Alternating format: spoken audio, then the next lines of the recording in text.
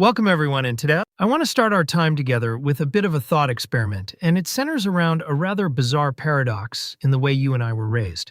Think back to your days in the classroom. You likely spent thousands of hours over the course of your life memorizing extensive vocabulary lists, dissecting sentence structures, and mastering the rigid rules of grammar. You were tested, graded, and evaluated on your ability to put a noun and a verb together correctly. And yet, despite all of that intensive training in the literal construction of language, it is almost guaranteed that no one ever sat you down to teach you the actual mechanics of human connection.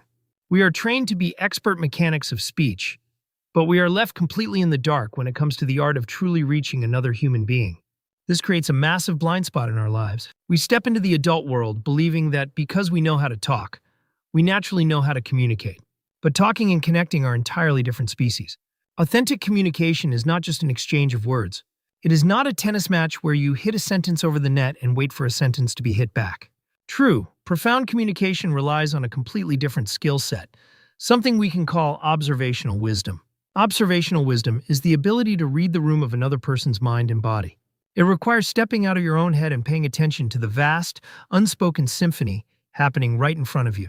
Words are often just the tiny tip of the iceberg breaking the surface of the water. The massive, hidden structure underneath the waves is made up of nonverbal cues. It is the sudden shift in someone's posture when a specific topic is brought up. It is the slight tightening of the jaw, the avoidance of eye contact, or the subtle changes in the cadence and pitch of their voice. When we learn to observe these silent signals, we stop reacting to what a person is merely saying, and we start responding to what they are actually feeling. But of course, having the wisdom to observe someone else requires a significant amount of internal work on our own end. Specifically when it comes to our emotional reactivity. You cannot truly listen to another person if your own nervous system is sounding a five-alarm fire. In any conversation, especially the difficult ones, our brains are constantly scanning for threats. The moment we feel misunderstood or challenged, our defensive walls shoot up.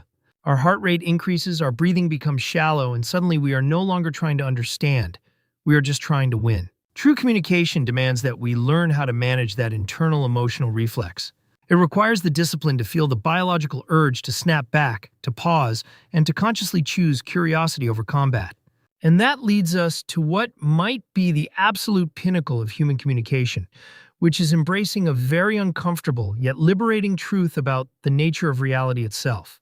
We have to accept that two people can stand side by side, witness or experience the exact same event, have the exact same conversation, and walk away with two entirely different realities. And the hardest part to swallow? Both of those realities are internally valid. We walk through life assuming that our perception of the world is a flawless video recording. And if someone else remembers an event differently or feels differently about something that happened, they must be either lying or crazy. But the human mind does not work like a camera. It works like a highly customized filter. Every single thing you experience is filtered through your unique past traumas, your current mood, your upbringing, and your deeply held beliefs. The person sitting across from you has a completely different set of filters. Therefore, when you clash with a partner or a friend over how an event unfolded, the goal of communication shouldn't be to prove whose reality is objectively correct. The goal is to build a bridge between your reality and theirs. It is to look at them and say, I see that your experience of this was completely different from mine, but I understand why it feels so real to you. When you can validate someone else's internal reality without necessarily abandoning your own, you unlock a level of empathy and connection that grammar and vocabulary could never dream of achieving. Thank you so much for giving me your time and your attention today. I deeply appreciate you taking this deep dive with me. If you found value in this conversation, please make sure to subscribe, leave a review, and share this with someone who might need to hear it. Until next time, take care of yourselves and keep connecting.